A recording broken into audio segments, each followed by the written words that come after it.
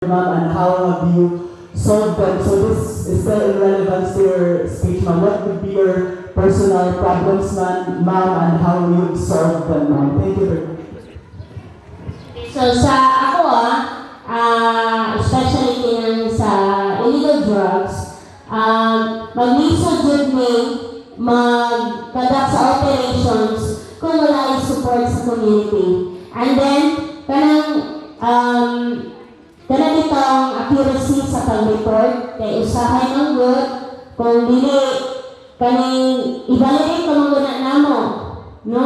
So, di ang magka-problema kung magsumbong-sumbong lang, wala ebidensya, dili man may ka kadaan o arrest. Kaya dili man basta ang kaning sa operations and sa illegal drugs. Akong problema dito is kaning dili man gud naman nabuhat kung kulang jud siya guidance sa parents, no?